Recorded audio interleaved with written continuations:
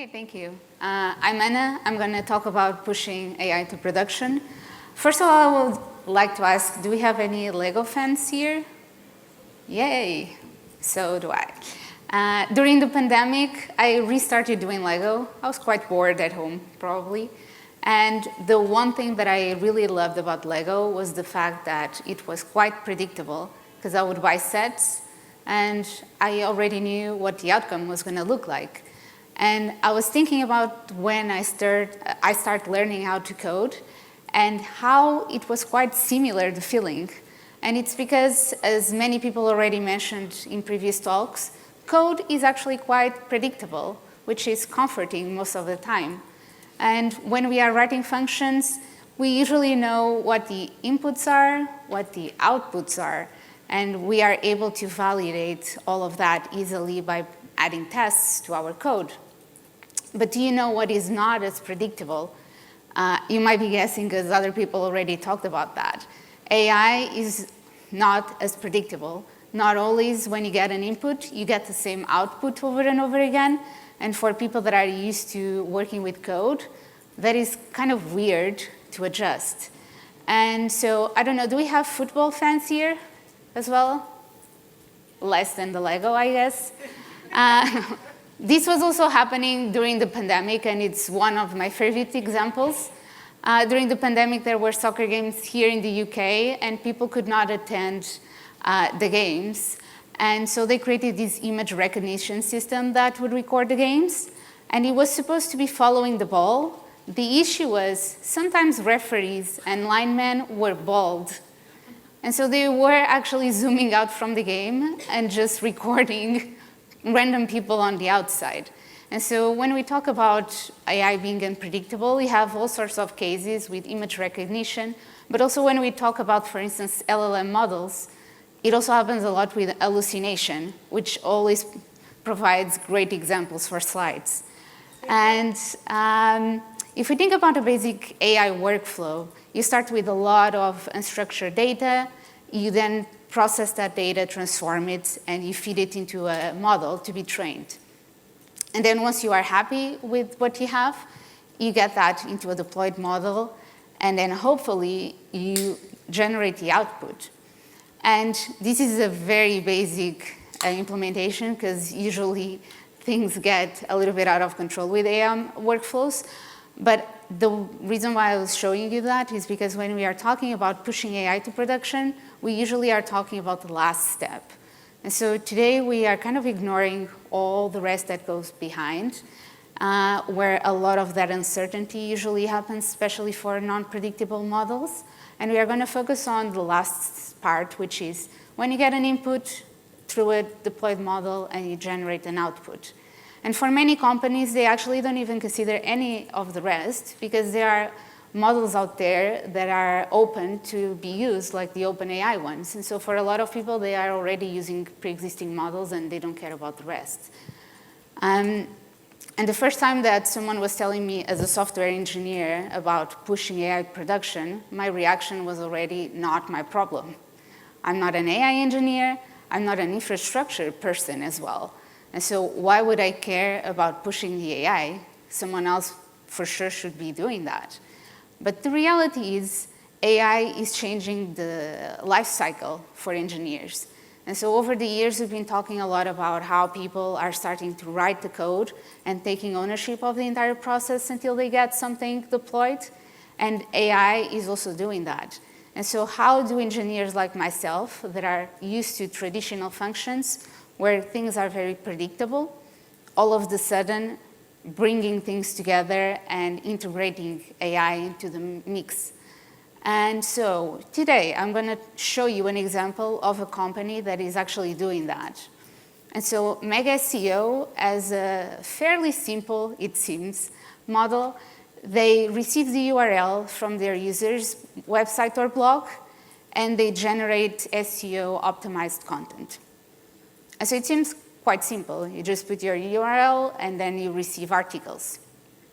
But if you think about the workflow, one of the things that immediately pops up is that this doesn't happen through magic in 2 steps. And so there are a lot of things that I can already think about when I think about their model.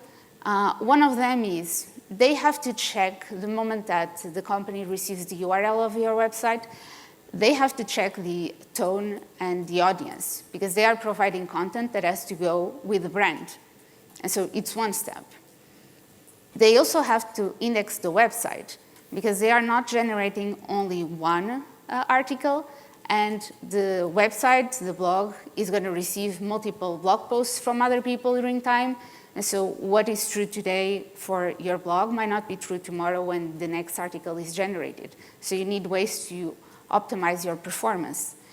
And then you have to research keywords, because how do you know when you're talking about optimizing the SEO, how do you know what is popular right now? And then you have the keywords, and you need the skeleton for the article that has to be generated, what goes in it. And you also have to generate the article itself, which is the main goal here. And when you think about that, it seems like, okay, this is just a checklist, a sequence. The problem starts with the fact that these multi-system things are usually not sequences. You have things here that will work in a certain order, but there are things here that work in parallel. And so if we think about these, the first time you receive the URL, you are scanning the website. And then you can actually be indexing the website at the same time that you are doing research on the keywords, because those tasks are not exactly dependent on each other. But then you can only create the outline the moment that you already have the keyword research done. And you can only generate the article the moment that you have everything else done. And so not only have these sequences, you'll also have the parallel steps. And then usually the question that people are asking when they are building these multi-step workflows is, what happens if something fails here? Should we fail the entire system? Should we redo and process all these things that are usually heavily on your system? And so what they need is actually workflow orchestration. And when you are talking about creating chatbots, because they were very popular probably 6 months ago, you are usually thinking about something that is very simple. You don't need workflow orchestration for most of them. The only problem that you usually have is with rate limits, because APIs can be quite expensive, but you don't have to think about parallel steps, sequences, and all of that. But the companies, the real companies monetizing on AI right now, they are not creating chatbots. They are creating flows that are a lot more complex, and they have a lot of steps. And so for those, they actually need a way to orchestrate their infrastructure. And so I'm going to show you how they are actually doing that with code. And so if we think about the first step, scanning the website, they are using Inngest. So you'll see that the syntax kind of looks like code, which for people like me, it's really good, because I'm an engineer and I like things that look familiar and that I can use in my own code as well. But it's all about having functions and events. And so in their case, the moment that they receive the URL from the client, they are dispatching an event that is the writer pipeline, and they are just telling, okay, you can start doing the scanning and getting us the keywords and the audience. And then they are indexing the website. And so I think next door is actually, the talk is about the retrieval augmented generation and how to do that, which maybe you can attend later. I don't know if they are recording it. But the thing with this indexing, usually it's really expensive to keep scanning an entire website, especially if you have a lot of blog posts over time. And so for these AI models, one of the patterns that people are using, and I'm going to say this in a very simplified way, you have AI models that need external data. And so that data is the website content. And so what we do is we retrieve that data from the website, we store that in a vector database, and then we augment the model by feeding it the data. And in return, we get information from that AI model that is much more accurate than before. And so in this case, for instance, they are using these in a way that they are saving to Pinecone, which is a vector database. So I just wanted to highlight that this is a very common pattern in AI. that is widely used. And if you think about these, there's also some weird syntax going on, like step runs. And the thing is, because I was listing 5 different steps, but there are steps within steps as well, because that's not all that we have. And so for instance, in this case, we have sequences of steps, which are the step runs, because you have to scan the page, and then you have to store the data. And so those are already steps within steps. And then if we think about that, and if you think about parallel steps as well, even in this indexing, you already have parallel steps in it, because you are indexing multiple pages over time, but you can aggregate them in the website index at the same time. You don't have to wait for each of them to conclude to start the new process. And so we already have a few patterns here of flow control that exist and that are very common, and how they are actually solving that. And then if we think about the search keywords and generate outline as well, you'll see that it's quite similar, because you need to conduct research to figure out what are the keywords that are more popular and that are more related with what you are doing. And the moment that you have that research done, then you can proceed to write the outline of the article. And so that means that you also have sequences here. And then things start getting a little bit more complicated, because when we talk about generating content, it's not just producing the article. You have to produce the text within the article, but then you have images, so they are generating images for the article, and you also have resources in everywhere, and you need to create the links to go on those articles at the same time. And so this can be very intensive. Every time you are dealing with LLM models, everything is intensive. And so you start needing things like concurrency. For instance, in this case, concurrency means that at any point in time, in this case, you cannot have more than 5 steps happening simultaneously. And that is because writing text and generating links takes a lot of their system. And so they have to make sure that if they are generating multiple articles for multiple people at the same time, that the system doesn't start failing for everybody. But then you have something that is quite important, which is rate limit. And especially the public APIs, they all have limits, and you pay a lot to access those APIs. And so you have to find ways to make sure that you don't go over the limit. Because I know a lot of companies that started building like cool, especially chatbots, just for fun. And at some point in time, people were starting to use, and they were getting millions of dollars in expenses. And it was very unmanageable. And it's because AI can become very expensive, and people are just not usually talking that much about that. And that's why chatbots are usually not what makes people monetize in the end of the day. And so in the case of the rate limit, if they make 11 requests in a minute, the last one is actually just going to be dropped. And so they ensure that they don't go over the limit and they don't have like these bills that are really big. And then the other thing that I think is very interesting is about retries, because you are talking about the happy path where everything is working. But every time you are making, especially API calls, a lot of things can go wrong. And what happens if something fails? So imagine that you were creating the text for the article, and then all of a sudden, inserting links fails for some reason. This is built in a way that it will not regenerate the article itself, because it's already done. It's just going to generate the step that failed instead, which helps a lot, especially with the latency stuff and also with the costs of your processes. And then, of course, we think about these as like something static, but then we have to bring everything together. And so when we are talking about combining the flows, we start with scanning the website, and then you can see as well the promise all notation. That means that indexing the website in the code is happening at the same time as you are creating the outline. And you are researching keywords at the same time as this is happening. And then once it's all done, you are generating articles, and generating articles is also a parallel kind of sequence, because you are generating multiple articles at a time and not just one. And so we talk about what is important when it comes to flow control, but sometimes there are other small little things that are also useful for us and that are really annoying. I don't know if it's your case, but I really find it annoying when someone from a company is sending me multiple emails, the same email multiple times.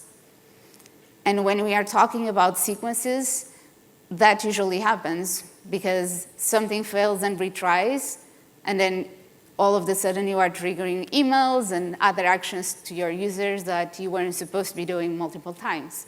And so having event deduplication and thinking about that as well, it's important. And so you should have a system that thinks about things like that and makes sure that if you are handling emails, you are not spamming all your users, because they will be upset. And then you have something else, which is debounce. And so this is another part of flow control. When we were talking about rate limits, we were talking about when we make 10 requests, the next one is going to fail. But sometimes you want to make sure that the last request is the one that goes through. And so to have that kind of logic in place, it's something called usually debounce, when you establish a period of time and say, no matter how many requests happen, at that point in time, I'm just going to send the last one instead. And so there are a lot of use cases for AI where this is actually really useful. And then you have throttling. And so throttling is sort of like the rate limit, because with rate limit stuff, you usually say we have 10 requests, the 11 is gone. For some of your operations, especially if they are internal operations, it's fine to drop that. But imagine that you are making prompts for users using AI. You don't want the 11th customer to just lose their own work, right? And so what you want to do is instead queuing that 11th step. And so for those users, what you are saying is, we don't have the capacity right now to execute 11 times, but we are going to execute 10, and the moment that this traffic peak goes down, now we can execute your step again. And so nothing gets lost, it just gets backlogged. But you have to have a queuing system to do that, or use a workflow orchestration tool that does that for you. And there is something else that I think is quite interesting, which is prioritization. And people sometimes don't think a lot about that. But when you are creating companies, usually your billing and your pricing plan at some point in time has a mixture between free and paid customers. And sometimes even in the paid ones, you have a differentiation between enterprise or startup customers. And so what happens when you get to those limits? Imagine that you do 10 requests in a minute, and the first 10 are from free users, and the 11th was a paid one. Are you going to say to the paid customer, I'm sorry, you are over the limit, you're just going to have to wait? So you have to figure out how to create a fairness system that can make sure that your enterprise customers take priority over free customers, but they also don't take all the resources, because your free customers can also not wait like 5 hours every day just to get things done. And then it can go for more than that. Sometimes you have people that really test your systems, and they make a lot of requests. And I'm using like small scale stuff, like 10 requests per minute, but we can talk about like millions of requests per second. But sometimes you have users that do that, and they have 1 million requests in 1 second. And so they are enterprise customers, they go over the line, but they are the only ones using your system. And so you also need to find ways to establish rules that say, okay, even enterprise customers can only get like 500 requests in that minute, so that we make sure that everyone in the system is able to get things executed. And so there are a lot of these things that I wish I'd known first, because the first time that I was building these AI applications, people were talking about how fun it was and how to integrate them together, but they were not talking about orchestration and how things could escalate easily, and how when we are trying to make money out of it, then it's a whole different problem that we are facing. And so this is why it's so useful to have an idea about these things.